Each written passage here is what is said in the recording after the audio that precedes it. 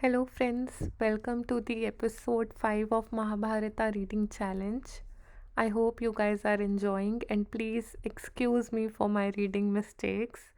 This is also the first time I am reading this holy scripture. Okay, so as always, we are going to start reading Mahabharata with the prayers. Firstly, for Hanuman ji. Doha from Hanuman Chalisa Shri गुरु चरण सरोज रच निज मन मुकुर सुधार बरनउँ रघुबर बिमल जसु जो दायकु फलचार बुद्धिहीन तनु जानिके सुमिरो पवन कुमार बल बुद्धि विद्या देह मोहि हरहु कलेस विकार बजरंग बान निश्चय प्रेम प्रतीत ते बिनय करु सन्मान तेहि के काज सकल सुभ सिद्ध करे हनुमान जय हनुमान संत हितकारी सुन लीजिए प्रभु अर्ज हमारी जिनके काज विलम्ब न कीजिए आतुर तोर महासुख दीजिए. And this is the prayer which we invoked on day 3, and this is the dohas as I've already mentioned in episode 3, 4, and now also in episode 5, that I have collected this from the Mahabharata which was telecasted on television. दोहास from that Mahabharata. आंखें देखे मौन मुख सहा कहा नहीं जाए लेख विधाता का लिखा कौन किसे समझाए कौन किसे समझाए वचन दिया सोचा नहीं होगा क्या परिणाम सोच समझकर कीजिए जीवन में हर काम जीवन को समझा रहा जिया हुआ इतिहास जब तक तन में श्वास है तब तक मन में आस तब तक मन में आस आस कह रही श्वास से धीरज धरना सीख मांगे बिन मोती मिले मांगे मिले न भीख मांगे मिले न भीख. On day 4 we also invocated with the new Mahabharata title track, I guess. है कथा संग्राम की विश्व के कल्याण की धर्म अधर्म आदि अनंत सत्य असत्य कलेश कलंक स्वार्थ की कथा प्रेमार्थ की परमार्थ की कथा शक्ति है भक्ति है जन्मों की मुक्ति है जीवन का ये संपूर्ण सार है युग युग से कन कन में सृष्टि के दर्पण में वेदों की कथा अपार है धर्मों की गाथा है देवों की भाषा है सदियों के इतिहास का प्रमाण है कृष्णा की महिमा है गीता की गरिमा है ग्रंथों का ग्रंथ ये महान है Mahabharat. Let's highlight this again because we are reading it on this day. Krishna की महिमा है गीता की गरिमा है ग्रंथों का ग्रंथ ये महान है Mahabharat. And today we are going to do prayers for prayers for Ganpati ji. It's आरती. सुख करता दुख हरता वार्ता विघ्नाची हो वार्ता विघ्नाची नुरवी पूर्वी प्रेम कृपया जायाची सर्वांगी सुंदर उतिशेंदुराची हो उतिशेंदुराची कांठी जल के माल मुक्ता फलहांची जय देव जय मंगल मूर्ति जय देव जय मंगल मूर्ति दर्शन मात्रे मनोकामना पूर्ति जय देव जय मंगल मूर्ति हो श्री मंगल मूर्ति दर्शन मात्रे मनोकामना पूर्ति जय देव जय मंगल मूर्ति. Okay, so today on day 5 we are going to start from chapter 25 until 31. Let's see if we are able to do 31 or we'll stop at 30. Then we'll see. Okay, let's start.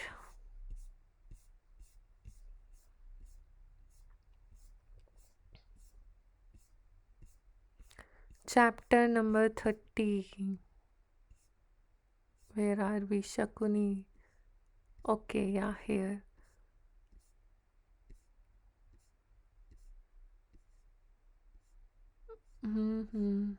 Where is it?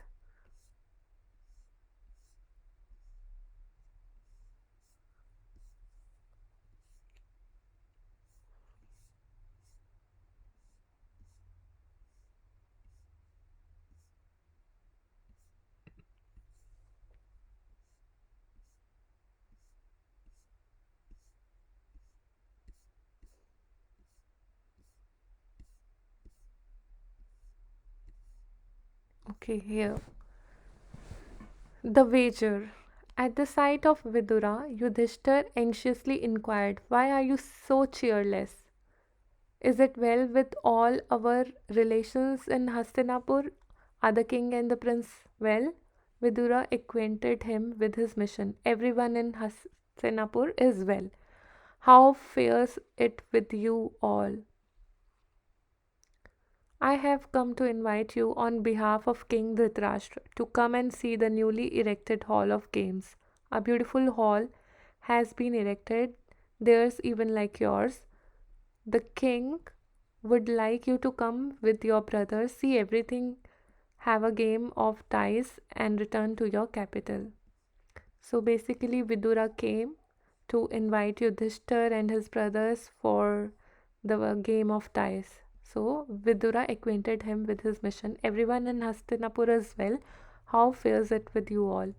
I have come to invite you on behalf of King Dhritarashtra to come and see the newly erected hall of the games. A beautiful hall has been erected there, even like yours. The king would like you to come with your brothers. See everything, have a game of dice, and return to your capital." Yudhishthira seemed to ask counsel of Vidura. Wagering games create quarrels among Kshatriyas. A wise man will avoid them if he can. We are never abiding by your advice. What would you have us do? Vidura replied, "Everyone is aware that the playing of dice is the root of many evils. I did my best to oppose this idea. Still, the king has commanded me to invite you, and I have come. You may do as you like." Despite this warning, Yudhishthir went to Hastinapur with his brothers and retinue. It may be asked why the wise Yudhishthira responded to the invitation. Three reasons may be given. Men rush consciously on their ruin, impelled by lust, gambling, and drink. Okay.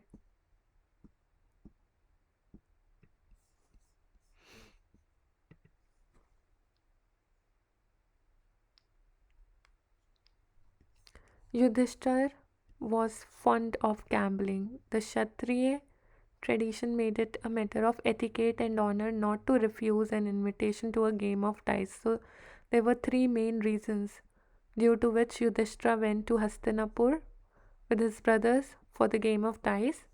Firstly, is that men rush consciously on their ruin, impelled by lust, gambling, and drink. Secondly, Yudhishthira was fond of gambling. And third, the Kshatriya tradition made it a matter of etiquette and honor not to refuse an invitation to a game of dice. Okay, there is a third reason too. True to vow he took at the time, Vyasa had warned him of the quarrels that would arise leading to destruction of race. Yudhishthira would not give any occasion for displeasure or complaint by refusing the invitation of Dhritarashtra. So we also remember when before Yudhishthira was going to be the king, he met Bhagwan Vyasa or Ved Vyasa, and there Ved Vyasa also warned him of the quarrels that would arise leading to destruction of the race. For 60, I think, yes, we remember that from the last section. So Yudhishthira would not give any occasion for displeasure or complaint by refusing the invitation of Dhritarashtra. This causes conspired with his natural inclination to make Yudhishthira accept the invitation and go to his Hastinapur. So all of these causes and also his natural inclination make Yudhishthir accept the invitation and go to Hastinapur. The Pandavas and their retinue stopped in the magnificent palace reserved for them.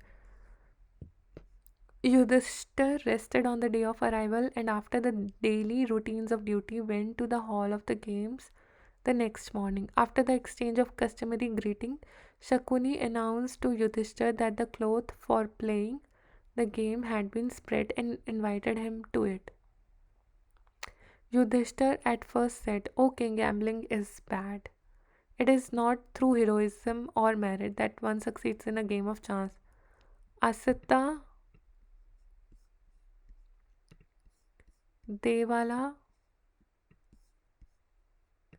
and other wise rishis who were well versed in worldly affairs have declared that gambling should be avoided since it offers scope for deceit. So Yudhishthira himself said to the king that gambling is bad. It is not through heroism or merit that one succeeds in a game of chance. They have also said that conquest in battle is the proper path for the Kshatriya.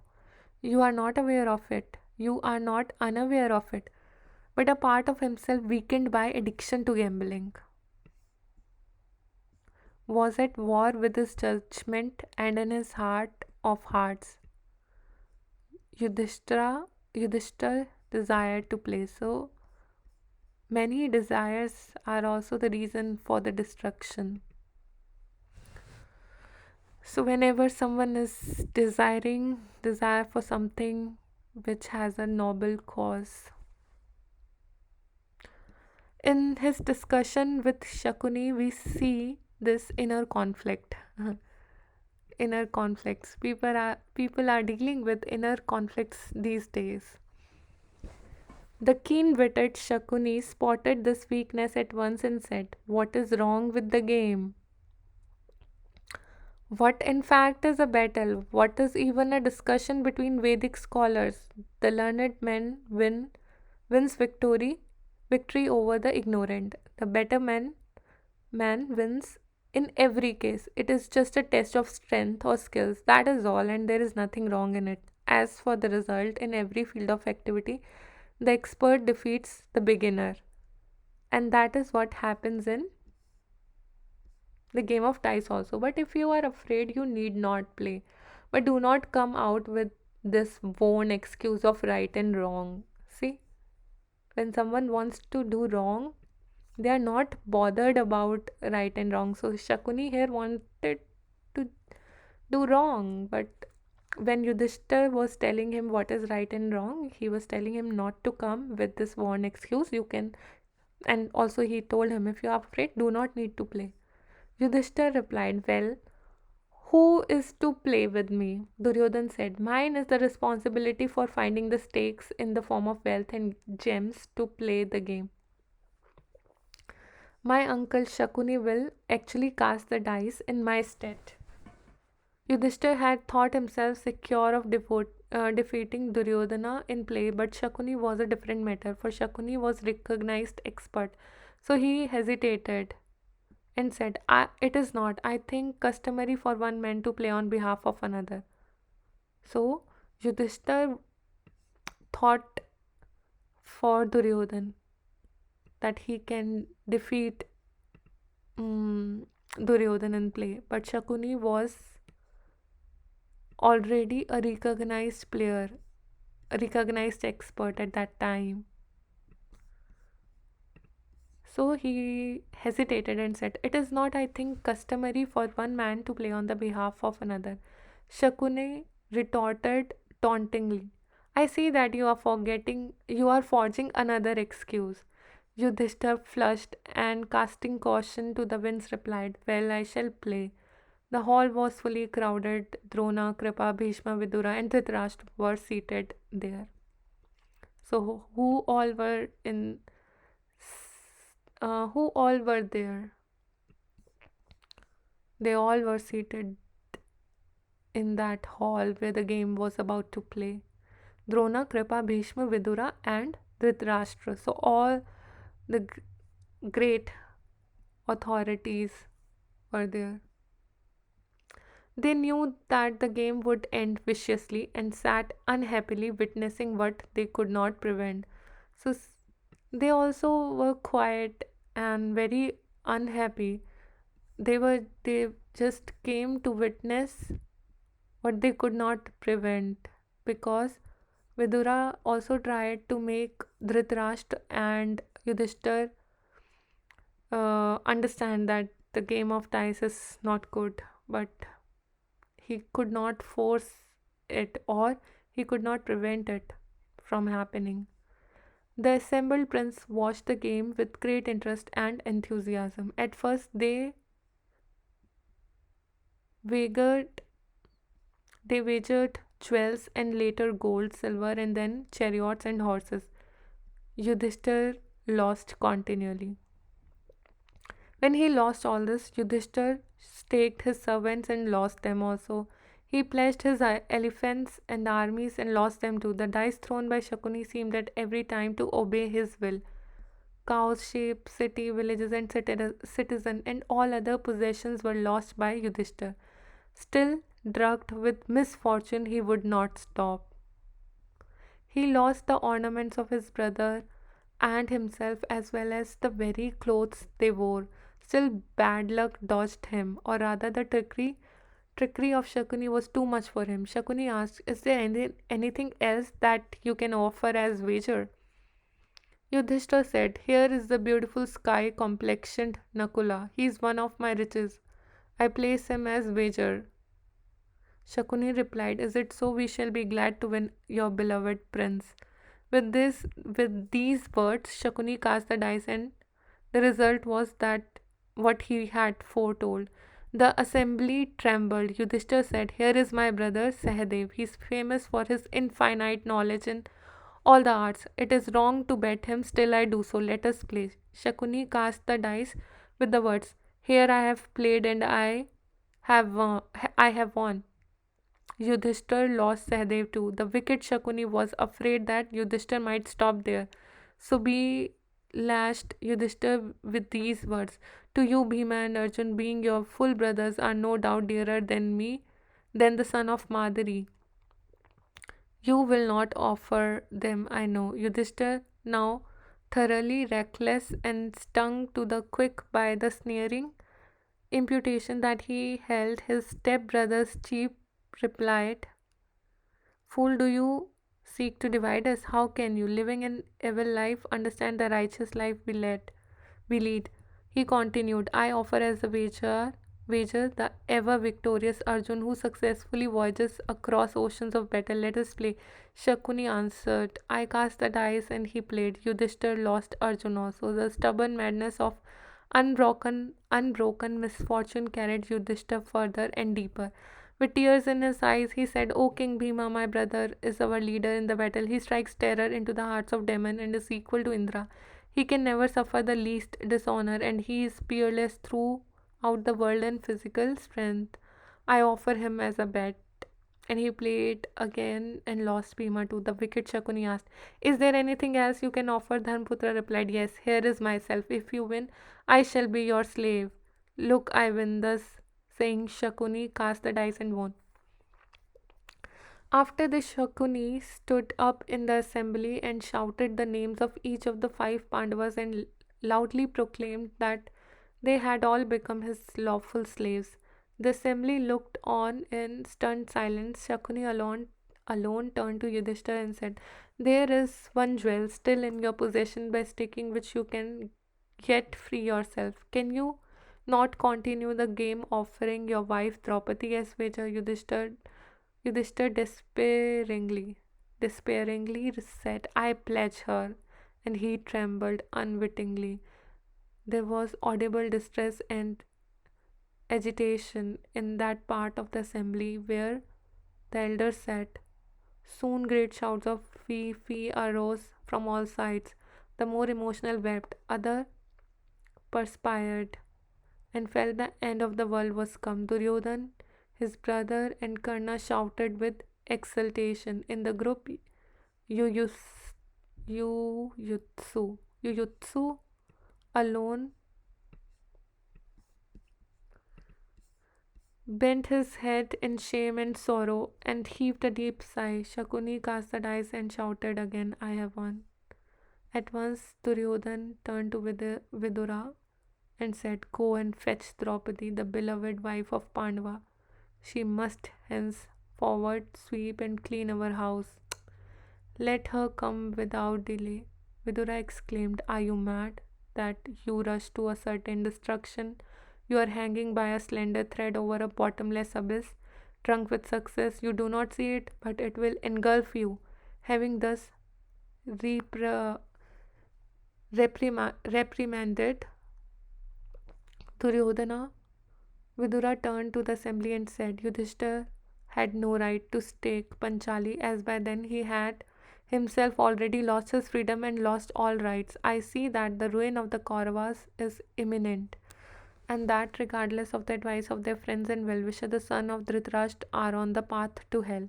Duryodhan was very angry at these words of Vidura and told Prathikami, his charioteer, Vidura is jealous of us and he is afraid of the Pandavas, but you are different. Go forth and bring Draupadi immediately.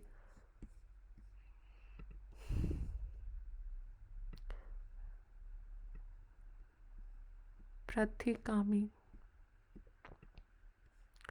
Draupadi's grief.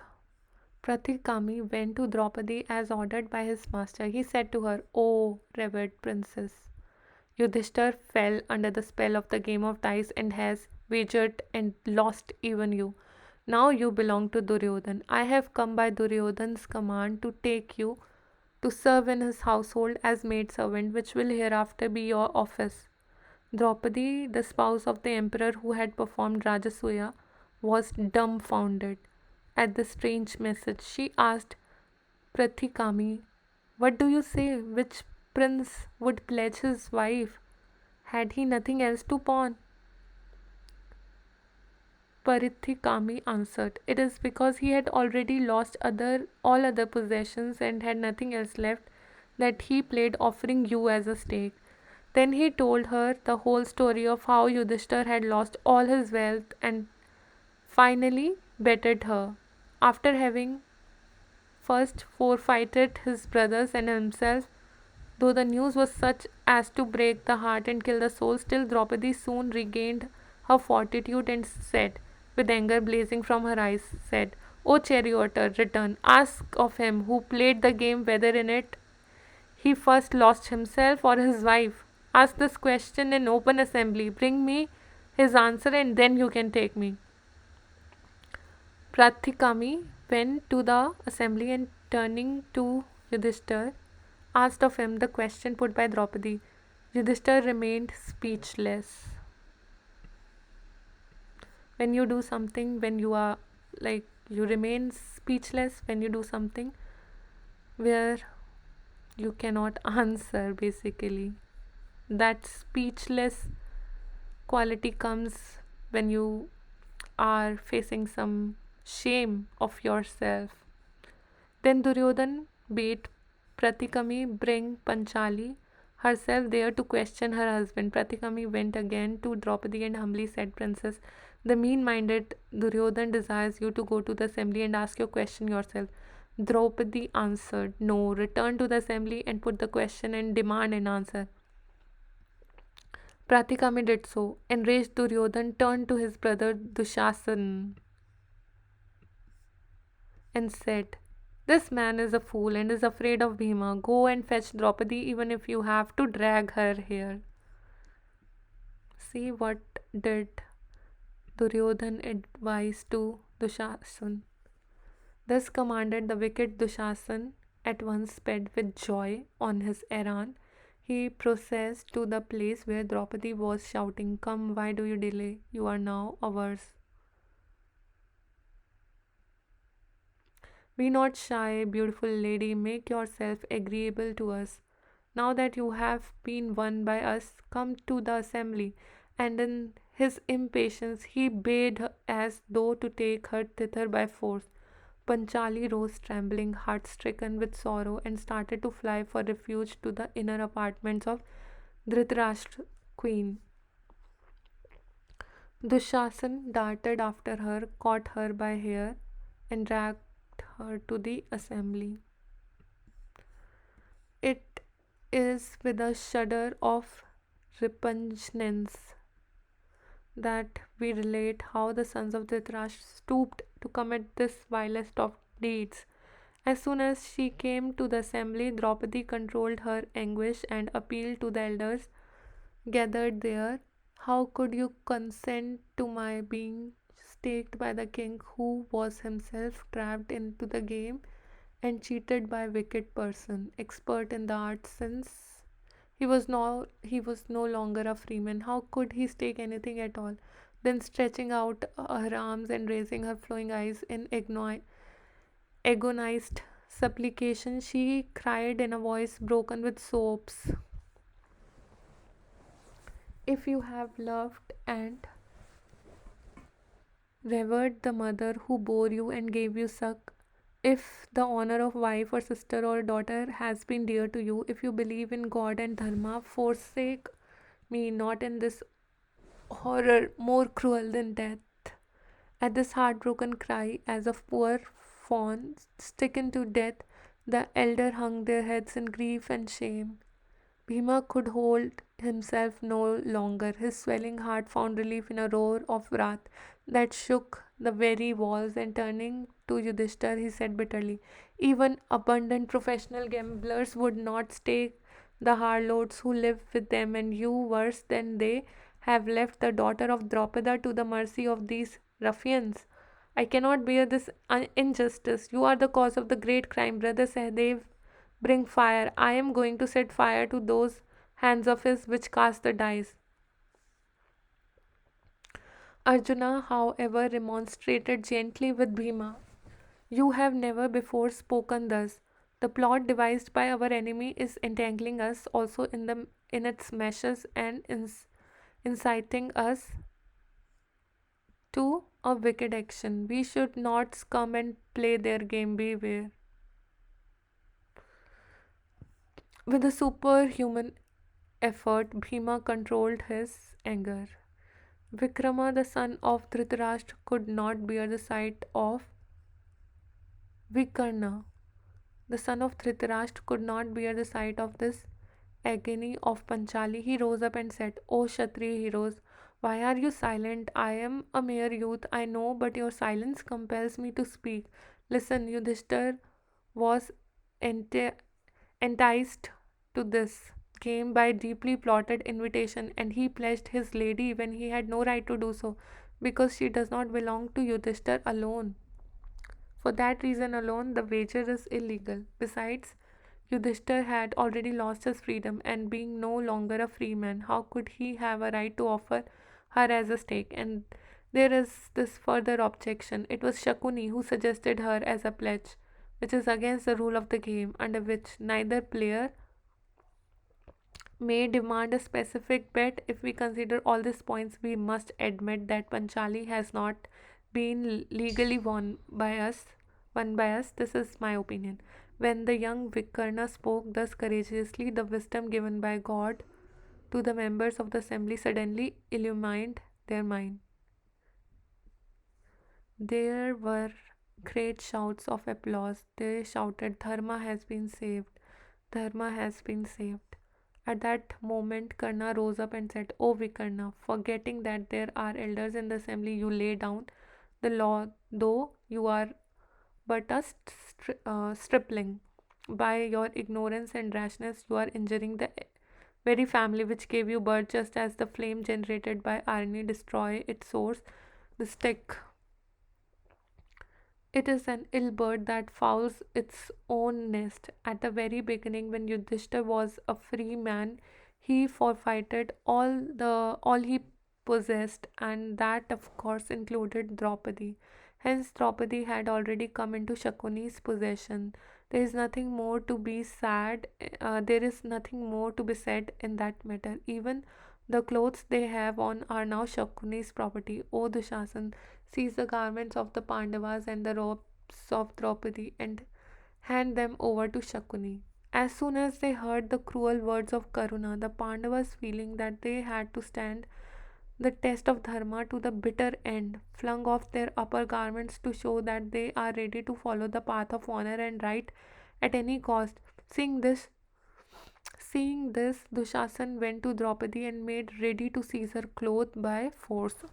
All earthly aid had failed, and in the anguish of utter hopelessness, she implored divine mercy and succor.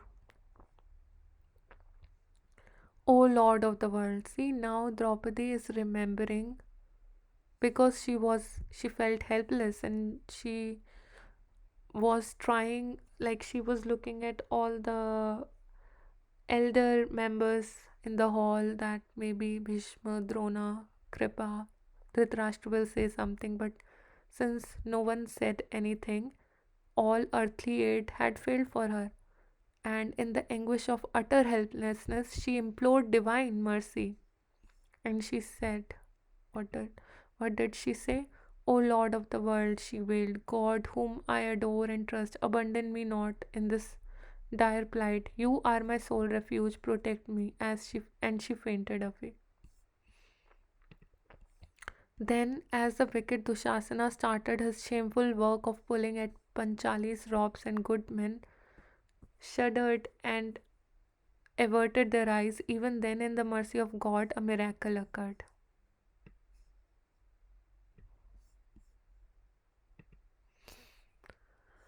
In vain, Dushasan toiled to strip off her garment, for as he pulled off each, ever fresh garments were seen to clothe her body, and soon a great heap of resplendent clothes was piled up before the assembly till Dushasan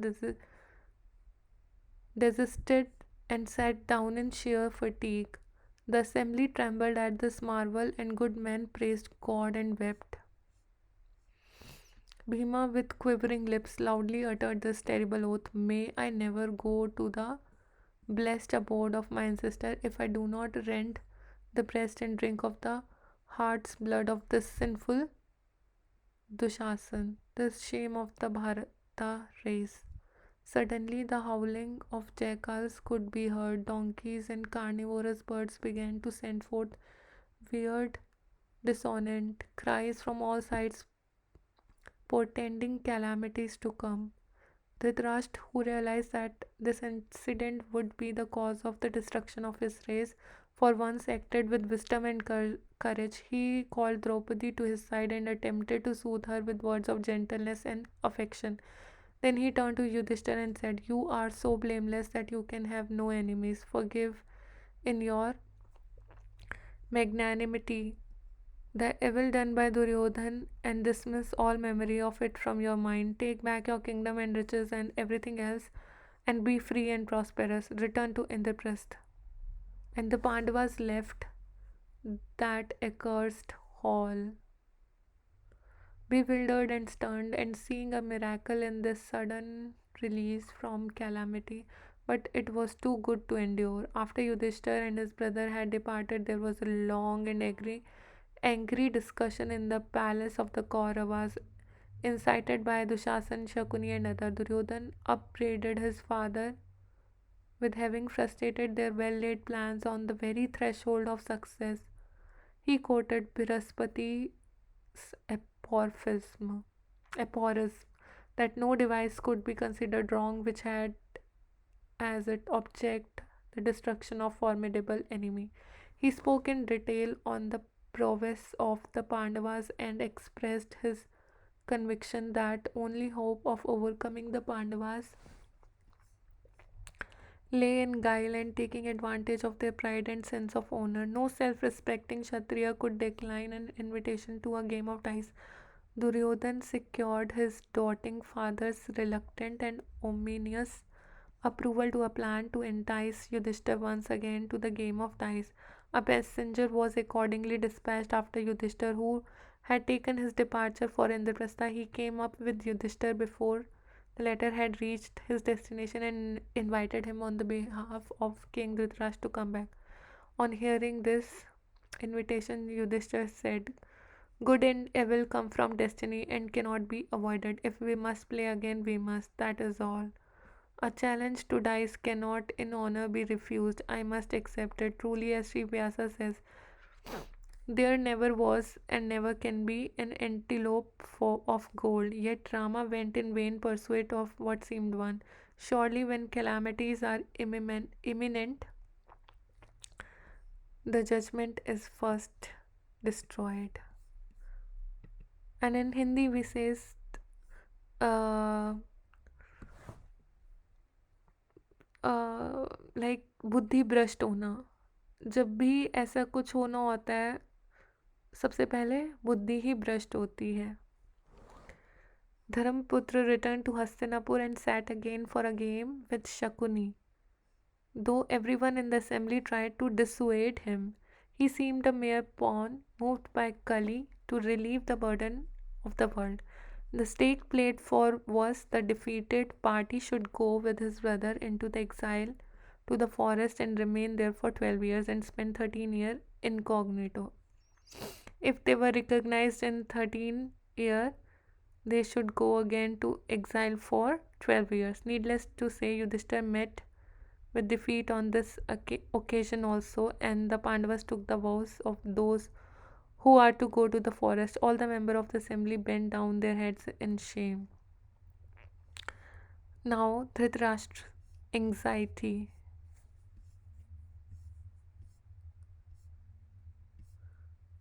Okay, let's see when does Krishna comes. When the Pandavas set out for the forest, there arose a great clamor of lamentation from people who thronged the streets and climbed the roof and towers and trees to see them go. The prince who of yore rode in jeweled chariots or on lordly elephants to strains of auspicious music now walked away from their birthright on weary feet, accompanied by weeping crowd. On all sides cries arose of fie and alas. Does not God see this from his heaven?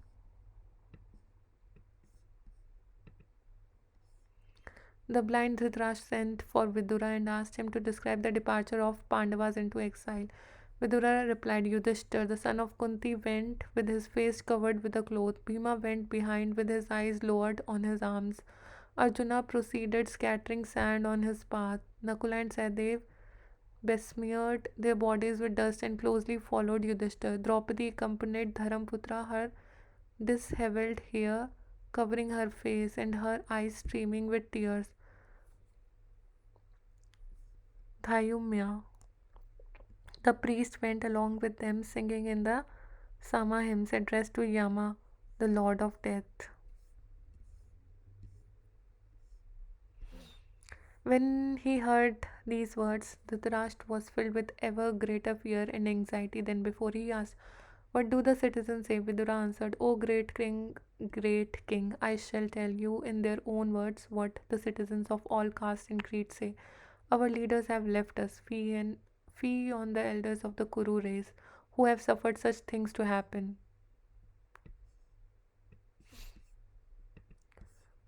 The covetous Dhritarashtra and his sons have driven away the sons of Pandu to the forest, while the citizens blame us thus. The heavens are vexed with cloudless lightning and distressed earthquakes, and there are other evil portents. While Dhritarashtra and Vidura were conversing thus, the sage Narada suddenly appeared before them. Narada declared, 14 years from this day, the Kauravas will become extinct as a result.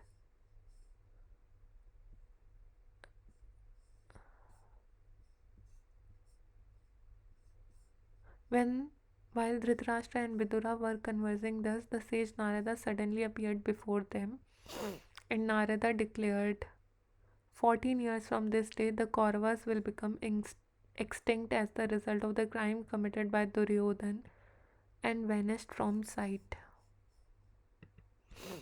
Duryodhan and his companions were filled with fear and approached Drona with a prayer never to abandon them whatever happened.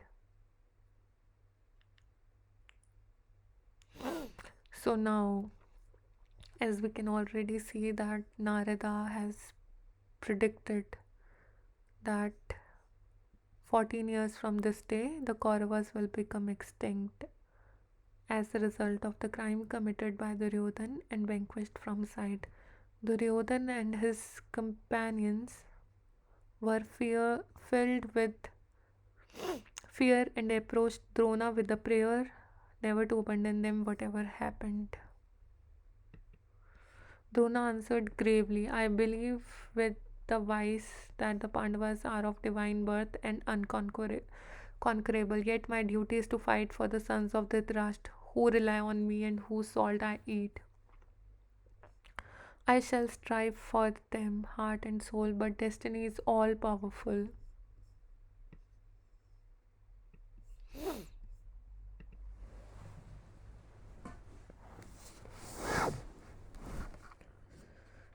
The Pandavas will surely return from exile, burning with anger. I should know what anger is, for I dethroned and dishonored Draupada on account of my anger towards him. Implacably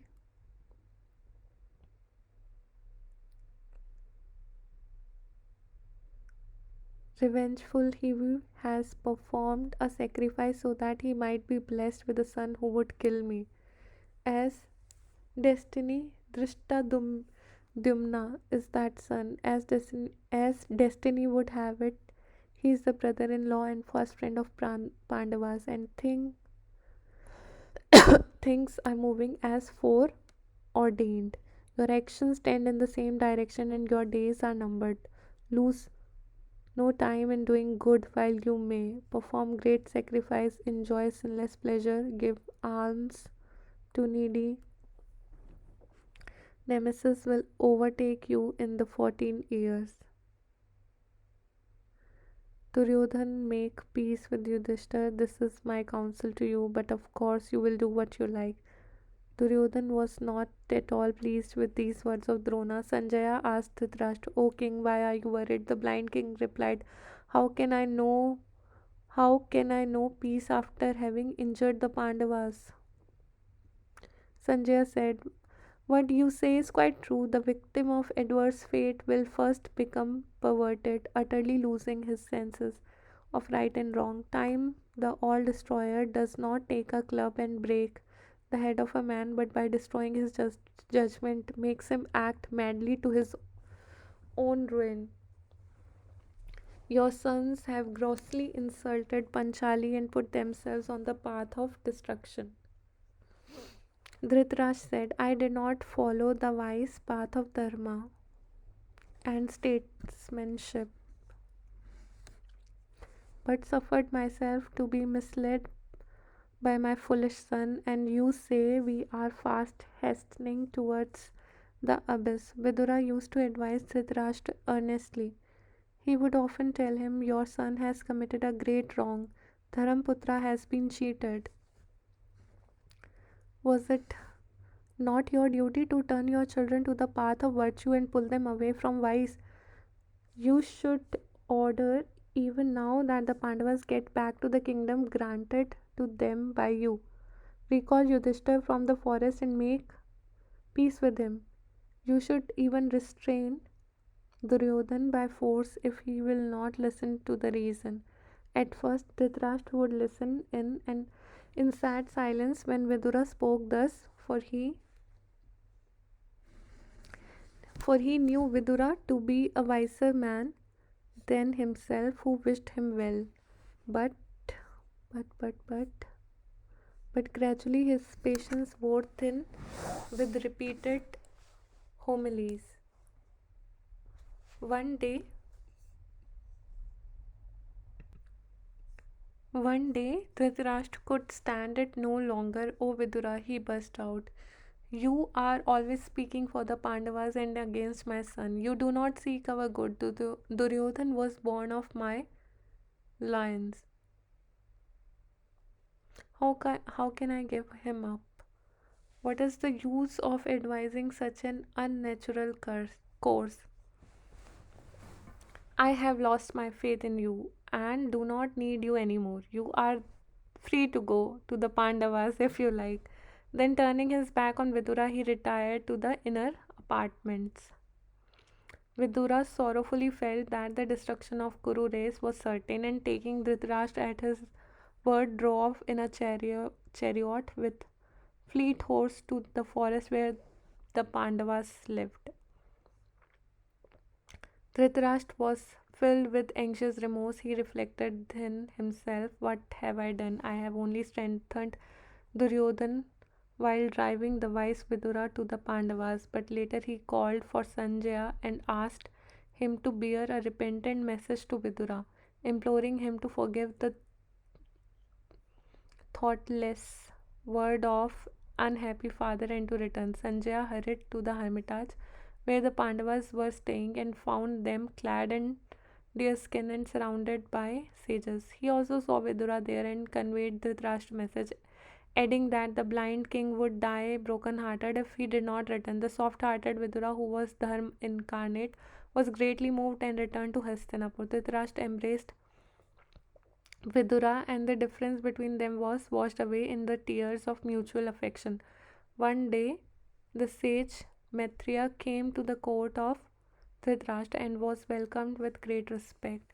Dhritarashtra craved his blessings and asked him, "Revered sir, you have certainly met my beloved children, the Pandavas, in Kurujangla. Are they well? Will mutual affection abide in our family without any dimin- diminution? Diminution. Maitreya said, I accidentally met Yudhishthir in Kamyaka forest. The sages of the place had come to see him. I learnt of the events that took place in Hastinapur, and I marveled that such things should have been permitted while Bhishma and yourself were alive. Later, Maitreya saw Duryodhan, who was also in the court, and advised him for his own good not to injure but to make peace with Pandavas, who were not only mighty themselves but related to Krishna and Draupada.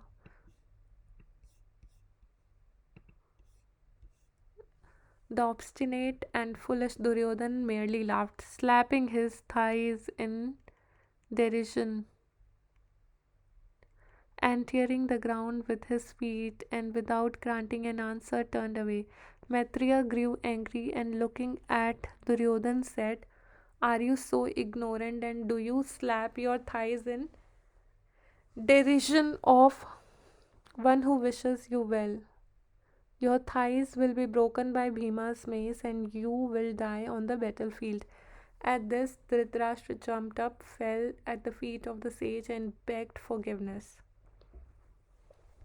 Maitreya said, "My curse will not work if your son makes peace with the Pandav. Your son makes peace with the Pandavas, otherwise it will have effect," and strode indignantly out of the assembly. Okay, now Krishna's wow. As soon as the news of the slaying of Sisupala by Krishna reached his friend Salva, he became very angry and beside, besieged Dwarka with a mighty force. Krishna, having not yet returned to Dwarka, old Ugrasen was in charge of the defense of the city. The sieges described in Mahabharata seem very much like those in the war of present days. Dwarka was a strongly garrisoned fortress built on an island and well provided with means of defense. Ample barracks had been provided, and there was an abundant supply of food and weapons, and the garrison included many illustrious warriors. Ugrasen imposed a stringent ban upon drinking, and amusement generally for the period of siege. All the bridges were demolished, and ships were forbid entry into the ports into the realm. Iron spikes were planted in the moats around the fortress, and the city walls kept in good repair. All entrance to the city were guarded with the barbed wire, and permits and passwords strictly controlled ingress and egress. Thus, no arrangements were neglected that could further strengthen the city, which nature had already made impregnable. The pay of the soldiers was increased. Volunteers for service were rigidly tested before being accepted as soldiers. The siege was so rigorously pushed that the garrison suffered great privations. Krishna, when he returned, was struck to the heart at the suffering of his beloved city, and he compelled Salva immediately to raise the siege by attacking and defeating him. It was only afterwards that Krishna learned for the first time of the events at Hastinapur, the game of dice, and the exile of Pandavas. At once he set out for the forest where the Pandavas were living. Along with Krishna went many, including men of the Bhoja and Vrishni tribes, Drishtaketu, the king of the shady country, and the Kekayas, who were all devoted to Pandavas. They were filled with righteous indignation when they heard of Duryodhana's perfidy and cried out that surely the earth would drink the blood of such wicked people. Draupadi approached Sri Krishna and, in a voice drowned in tears and broken with sobs, told the story of her wrongs.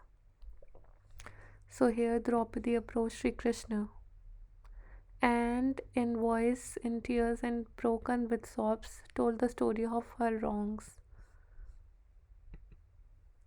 She said, I was dragged to the assembly when I had but a single garment on my body. The son of Dhritarashtra insulted me outrageously and gloated over my agony. They thought that I had become their slave and accosted me and treated me as one. Even Bhishma and Dhritarashtra forgot my birth and breeding and my relationship to them. O Janardhan, even my husbands did not protect me from the jeers and ribald insult of those foul ruffians. Bhima's bodily strength and Arjun's Gandiva bow were alike of no avail. Under such supreme provocation, even weaklings would have found strength and courage to strike the veil insulter dead. The Pandavas are renowned heroes, and yet Duryodhana's lives. I, the daughter-in-law of Emperor Pandu, was dragged by my hair. I, the wife of 5 heroes, was dishonored. O Madhusudan, even you had deserted me. She stood trembling, utterly unable to continue, for the grief convulsed her. Krishna was deeply moved, and he consoled the weeping Draupadi. He said, those who tormented you will be stricken to death in the bloody quagmire of a lost battle. Wipe your eyes. I solemnly promise that your grievous wrongs shall be amply avenged. I shall help the Pandavas in every way. You will become an empress. The heavens may fall, the Himalayas may split in twain, the earth may crumble, or the boundless sea may dry up. But I tell you, verily, my words shall stand. I swear this. And Krishna took a solemn vow before Draupadi. This vow, it will be seen, was in perfect accord with the purpose of Lord's avatar as declared in scriptures, for protecting the righteous, for destroying the wicked, and for firmly upholding the law. I am born on earth again after age. Drishtadyumna also consoled his sister and told her vow Nemesis would overtake the Kauravas. He said, I shall kill Drona. Shikandan will cause Bhima's fall. Bhima will take the lives of the wicked Duryodhan and the brothers. Arjuna will slay Karn, the charioteer's son. Shri Krishna said, when this calamity befell you, I was in Dwarka. Had I been in Hastinapur, I would never have allowed this fraudulent game of the dice to take place. Uninvited, I would have gone there and stirred up Drona, Kripa, and other elder to a sense of duty. I would at all cost have prevented this destructive play of dice. When Shakuni was cheating you, I was fighting King Salva, who had besieged my city. It was only after I had defeated him that I came to know of the game of the dice and the subsequent sordid story. It grieves me that I am not able to remove your sorrows immediately, but some water must be lost before a broken dam is restored. Then Krishna took leave and returned to Dwarka with Subhadra, the wife of Arjuna, and their child Abhimanyu. Drishtadyumna Drishtadyumna went back to Panchala, taking with him the sons of Draupadi. Pasupata. In the beginning of their stay in the forest, Bhima and Draupadi used on occasions to argue with Yudhishthir. They would plead, plead that only righteous anger befitted a Kshatriya, and that patience and forbearance under slights and insults were not worthy of him. They would quote weighty authorities and argue vehemently in support of their contention. Yudhishthir would firmly reply that they should abide by the promise they had made and that forbearance was the highest virtue of all. Bhima was burning with impatience to attack and kill Duryodhan immediately and win back the kingdom. He thought it unworthy of warriors to continue to dwell tamely in the forest. Bhima said to Yudhishthir, "You speak all those who repeat Vedic mantras and are satisfied with the sound of the words. Though ignorant of their meaning, your intellect has become confused." Bhima said to Yudhishthir, "You speak like those who repeat Vedic mantras and are satisfied with the sound of these words. Though ignorant of their meaning, your intellect has become confused. You are born as a Kshatriya and yet you do not think or behave like one. You have become a Brahman by temperament. You know the scriptures enjoin on Kshatriya sternness and enterprise. We should not let the wicked sons of Dhritarashtra have their way. Vain in the birth of Kshatriya who does not conquer his deceitful enemies. This is my opinion, and to me, if we go to hell by killing a deceitful foe, such hell is heaven. Your forbearance burn us worse than fire. It scorches Arjuna and myself day and night, making us sleepless. Those miscreants have seized our kingdom by fraud and are enjoying it, while you lie top it like a gorged python.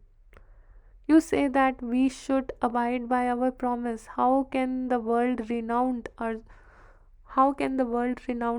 live incognito? Can the Himalaya be hidden under a handful of grass? How can the lion hearted Arjuna, Nakula, and Sahadeva live in hiding?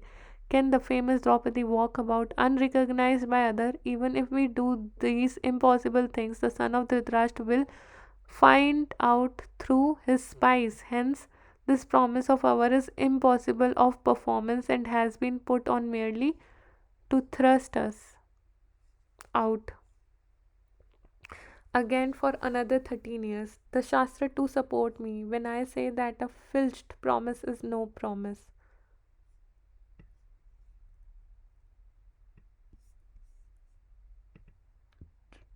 A handful of grass thrown to a tired bull out to enough as expiation for breaking such a promise. You should resolve to kill our enemies immediately. There is no higher duty for Kshatriya. Bhima was never tired of pressing his view. Draupadi also would refer to the dishonor she had suffered at the hands of Duryodhan. Karna and Dushasan would quote authorities from the scripture that would give Yudhishthir anxiety to think. He would sometimes answer with common maxims of politics and refers to relative strength of the parties. He would say our enemy has such adherents such as Bhauri Sarva, Bhishma, Drona, Karna, and Ashwatthama. Duryodhan and his brothers are expert in warfare. Many feudatory prince as well as mighty monarchs are now on their side. Bhishma and Drona indeed have no respect for Duryodhan's character but will not give him up and prepared to sacrifice their lives on his side in the battlefield. Karna is a brave and skillful fighter, well versed in the use of all weapons. The curse of the course of war is unpredictable and success is uncertain. There is no use in being hasty. Thus, Yudhishthir managed with difficulty to restrain the impatience of the younger Pandavas. Later, as advised by Vyasa, Arjuna went to Himalayas to practice austerities for the purpose of getting new weapons from the Devas. Arjun took leave of his brother and went to Panchali to bid her farewell. She said, O Dhananjay, may you prosper in your mission. May God give you all that Devi hoped and wished for when you were born. The happiness, life, honor, and prosperity of us all depend on you. Return after acquiring a new weapons. Thus Banchali sent him forth with auspicious words. It is noteworthy that though the voice was Draupadi's wife's, yet the benediction was Kunti's, the mother, for the words were, May God give all the Kunti Devi wished and hoped for when you were born. Arjuna passed through dense forest and reached the mountain of Indrakila, where he met an old Brahmin, the ascetic, smiled and spoke affectionately to Arjun. Child, you are clad in armor and carry weapons. Who are you? Weapons are of no use here. What do you seek in this garb of Kshatriyas, in this abode of ascetics and of saints who have conquered anger and passion? That was Indra, the king of God, who came to have the pleasure of meeting his son. Arjuna bowed to his father and said, I seek arms. Bless me with the weapons. Indra replied, O Dhananjay, what is the use of weapons? Ask for pleasures or seek to go to higher worlds for enjoyment. Arjuna answered, O king of gods, I do not seek pleasures of higher worlds. I have come here after leaving Panchali and my brothers in forest. I seek but weapons. The thousand-eyed said, If you be blessed by the vision of God Shiva, the three-eyed god, and obtain his grace, you will receive divine weapon. Do penance unto Shiva. Thus saying, Indra disappeared. Then Arjuna went to the Himalayas and did penance to obtain the grace of Shiva. Shiva, under the guise of a hunter and accompanied by his divine spouse Uma Devi. Umapati Mahadev, Mahadev, Mahadev. Shiva entered the forest pursuit of game. Their chase grew fast and furious, and presently a wild boar started charging Arjuna, who shot an arrow into it with his Gandiva bow. At the same moment that the hunter Shiva transfixed it with a shaft from his Pinaka bow. Arjuna shouted in a loud voice, Who are you? Why are you ranging in this forest with your wife? How dare you shoot at the game I had aimed at? The hunter replied, as though in contempt, This forest full of game belongs to us who live in it. You do not look tough enough to be a forester. Your limbs and bearing bespeak a soft, luxurious life. It is rather for me to ask what you are doing here. He also added that it was his shaft that had killed the boar, and that if Arjuna thought differently, he was welcome to fight about it. Nothing could please Arjun better. He jumped up and shot snake-like arrows at Shiva. To his amazement, they seemed to have no effect on the hunter and fell back heartless, like storm-driven rain from mountain peak.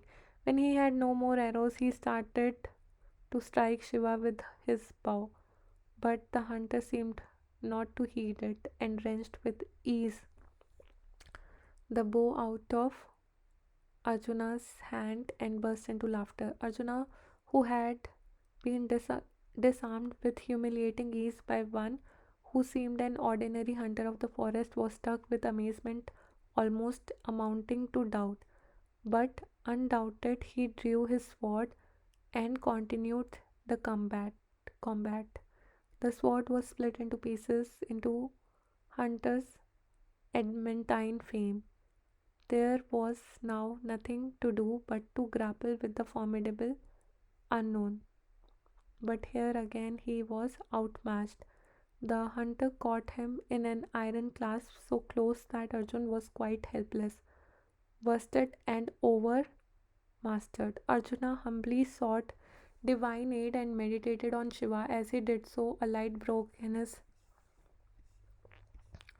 troubled mind, and at once he knew who the hunter really was. He fell at the feet of the Lord, and in the broken voice of repentance and adoration, he prayed for forgiveness. I forgive you, said Shiva smilingly, and gave him back his Gandhiv bow, as well as the other weapon of which he had been deprived. He also bestowed on Arjun the marvelous Pasupata weapon.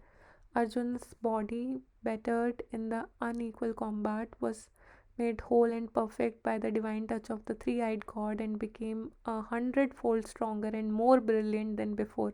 Go to heaven and render dutiful respect to your father Indra, said Shiva, and vanished from view like the setting sun. Arjuna was overcome with joy and exclaimed, have I really seen the Lord face to face, and have I been blessed with his divine touch? What more do I need? And at that moment, Matali, the charioteer of Indra, came there with his chariot and took Arjuna into the kingdom of gods. I think I am stopping here today. We'll start from 30 tomorrow again, but I will mark that until which section I have completed. Let me see.